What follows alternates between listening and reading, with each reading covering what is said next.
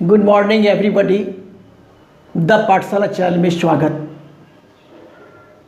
आज संख्याओं का खेल पर पार्ट 6 लेके आए हैं, जिसमें आज हमको गुणनखंड, अपवर्तक, फैक्टर, गुणज, अपवर्त्य, मल्टीपल के बारे में जानना है और इससे संबंधित 5 क्वेश्चन। पहला तो है कि संपूर्ण संख्या का क्या बेसिक कंसेप्ट है, ये बताएंगे। और संपूर्ण संख्या पर आधारित 3 क्वेश्चन दिया गया है। क्या 6 एक संपूर्ण संख्या है? क्या 28 एक संपूर्ण संख्या है? क्या 12 एक संपूर्ण संख्या है? ये बताएंगे।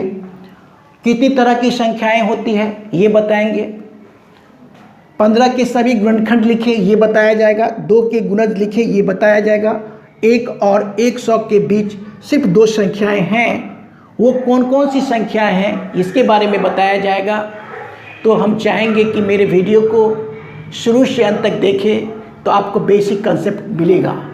और कहा भी गया है कि इंसान का मस्तिष्क जो सोच सकता है, जिसमें यकीन कर सकता है, उसे वह हासिल भी कर सकता है।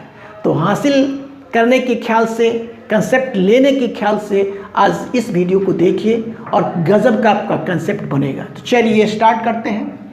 गुणनखंड। गुणनखंड क्या होता है? जिसको गुणनखंड को अपवर्तक कहते हैं, अंग्रेजी में कहते हैं फैक्टर। तो गुणनखंड होता क्या है? जैसे कोई अंक ले लेंगे, 4 ले लेंगे। क्या ले लेंगे? 4 लेंगे अंक। कोई अंक ले लेंगे 4, और 4 में किस किस अंक से, किस किस संख्या से भाग लगे, वही होता है गुणनखंड। पूरा का पूरा विभाजित हो जाए तो 1 से भाग लग जाएगा, इसमें 2 से लग जाएगा, 2 दूना 4, और 4 से ही लगेगा। तो ये आपका हो गया गुणनखंड। ये क्या हो गया? गुणनखंड। ये क्या हो गया? अपवर्तक। ये क्या हो गया? फैक्टर। किसका फैक्टर? 4 का। जैसे 5 को ले लें, 5 को ले लेते हैं तो क्या इसका किस किस से अंक से भाग लगेगा? 1 से लगेगा और 5 से लगेगा। तो ये क्या हो गया? गुणनखंड। ये हो गया फैक्टर। तो फैक्टर समझ में आ गया। अब दूसरा है गुणज, जिसको बोलते हैं अपवर्त्य, मल्टीपल।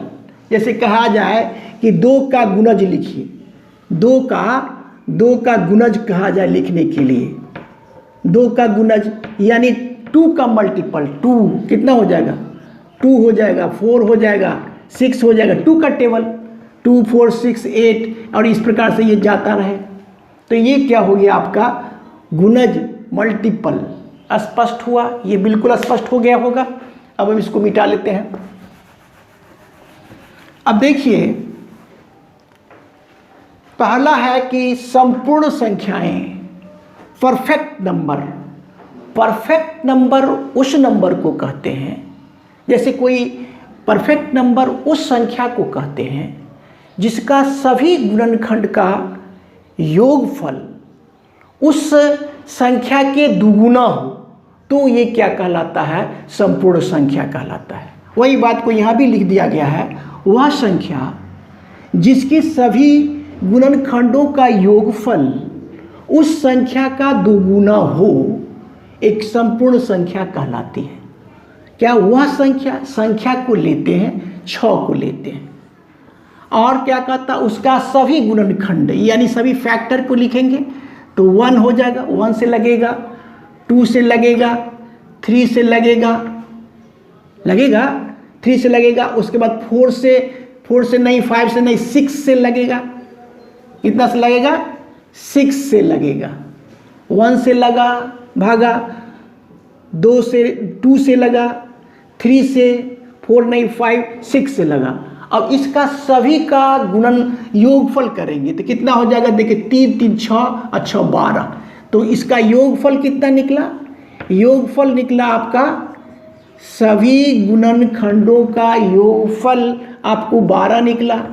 और 12 जो निकला तो ये संख्या तो आपका 6 है, तो यह 2 गुना 6 संख्या का 2 गुना हुआ तो इसीलिए 6 क्या हो जाएगा, एक संपूर्ण संख्या हो जाएगा। ठीक है, संपूर्ण संख्या की परिभाषा को भी जाने, और यहाँ पर क्वेश्चन भी पूछा जा रहा है क्या 6 एक संपूर्ण संख्या है, तो लिखेंगे हाँ। अब कैसे है, तो पता हो गया कि इसके सभी गुणनखंडों का योगफल उस संख्या के दुगुना के बराबर हो जाए तो वो संपूर्ण संख्या होगा। इसी प्रकार से सेम है आपका, क्या 28 एक संपूर्ण संख्या है। अब देखिए 28 को ले लेते हैं। 28 का क्या क्या फैक्ट, 28 का क्या क्या गुणनखंड हो सकता है, 1 2 4, ठीक है, 1 2 4 7 से लगेगा, 14 से लगेगा और 28 से लगेगा, बाकी किसी से नहीं लगेगा। तो ये इसका हो गया 28 का गुणनखंड, और इस सभी को जोड़ेंगे, सभी को जोड़ लीजिए। देखिए 28 14 दूना 28, 14 42, अब 42 7, 42 7 49, 1 50, 3 53, और 53 2 55, 1 56।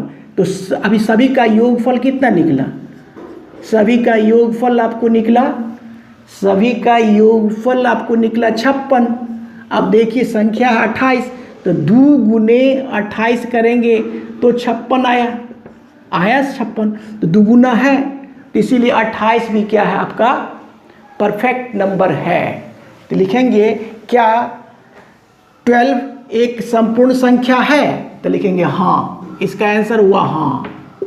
इसी प्रकार से आप ये क्वेश्चन स्वयं करिए कि क्या 12 एक संपूर्ण संख्या है, जो कि कमेंट पे लिखिए क्या संपूर्ण संख्या है या नहीं है। ठीक है, इसको अब मिटा लेते हैं। अब देखिए आगे, अब है, अब देखिए क्या है कि कितनी तरह की संख्याएं होती हैं, कितनी तरह की संख्याएं होती हैं। संख्या अगर बात किया जाए, दूसरा का यहाँ से लिखेंगे 2 नंबर क्वेश्चन को, कि संख्याएं 3 तरह की होती हैं। कितने तरह की होती हैं संख्याएं, संख्याएं 3 तरह की होती हैं। संख्याएं कितनी तरह की होती है, 3 तरह की होती हैं। कैसा कैसा देखिए,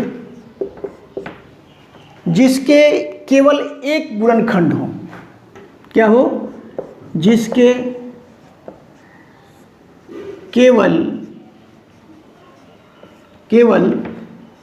एक गुणनखंड हो, एक गुणनखंड समझ रहे हैं, जिसके केवल एक गुणनखंड हो, जिसके केवल एक गुणनखंड होता है।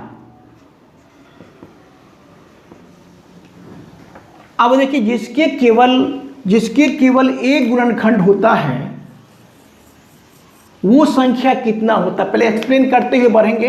वो संख्या होता है 1, और ये जो एक जो संख्या है न भाज्य है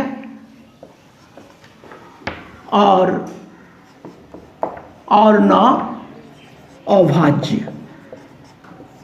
बात समझ रहे हैं, जिसके केवल एक गुणनखंड हो वो संख्या होता है 1, और वो संख्या क्या है, एक जो हुआ, न ये संख्या भाज्य है न अभाज्य है। क्या होता है भाज्य, क्या होता है अभाज्य, पिछले वाले वीडियो में बताए हैं, आप उस वीडियो को देख लेते हैं तो ज़्यादा से ज़्यादा समझ में आएगा। तो एक तो हो गया जिसके केवल एक गुणनखंड होता है, उस तरह का संख्या। दूसरा में देखिए, जिसके केवल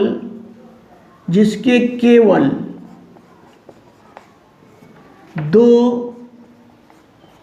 ही गुणनखंड हो, दो ही क्या हो गुणनखंड, जिसके केवल 2 ही गुणनखंड हो, वैसे उस तरह की संख्या को क्या कहते हैं, जिसके केवल दो ही गुणनखंड हो। तो वो संख्या क्या होगा, वो संख्या होगा आपका अभाज्य संख्या। अभाज्य संख्या होगा। क्या हो जाएगा? वो अभाज्य संख्या होगा। जैसे में जिसके दो ही गुणनखंड होंगे, यानी दो लेते हैं तो इसके दो ही गुणनखंड होंगे, एक होगा और दो होगा। तीन लेते हैं तो क्या होगा? एक होगा और तीन ही होगा, बाकी तीसरा होगा ही नहीं। ठीक है, ये भी स्पष्ट हुआ। जिसके केवल दो ही गुणनखंड हो वो संख्या आपको अभाज्य संख्या होगा। ठीक है, कोई दिक्कत नहीं। और तीसरा तरह की जो संख्या होती है, जिसके दो से अधिक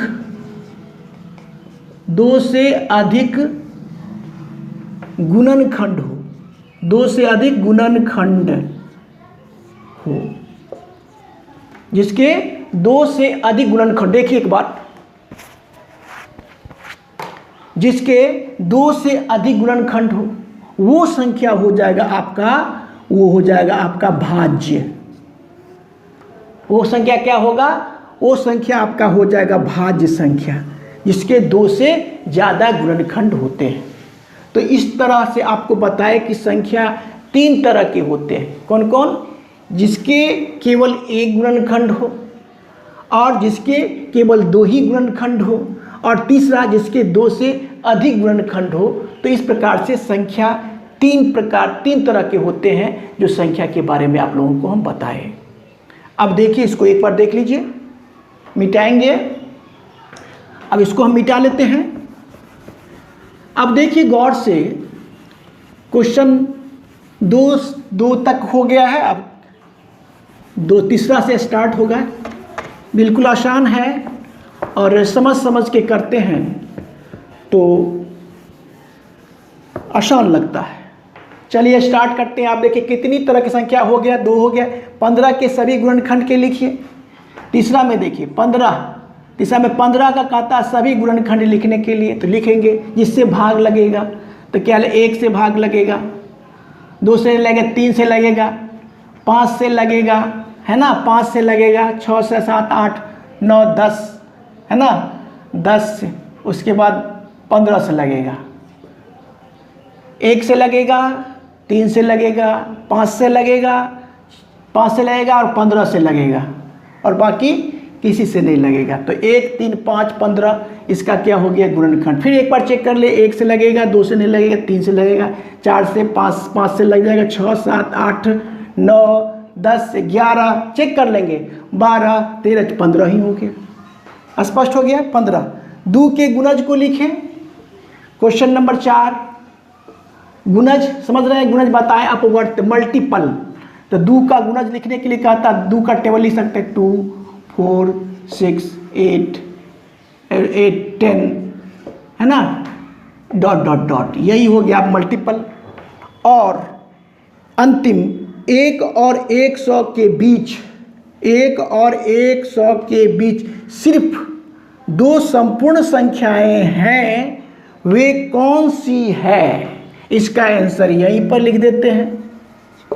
यानी 1 और 100 के बीच सिर्फ 2 संपूर्ण संख्याएं हैं, वो आपका कितना है? 6 और 28 ही है। 6 और 28, बाकी कोई नहीं है। इस प्रकार से हम इस वीडियो में संख्याओं के खेल के बारे में थोड़ा समझ दिए हैं। अगले वीडियो मिलेंगे। मेरा वीडियो अगर अच्छा लगता है तो लाइक शेयर और सब्सक्राइब करें। Thank you, take care.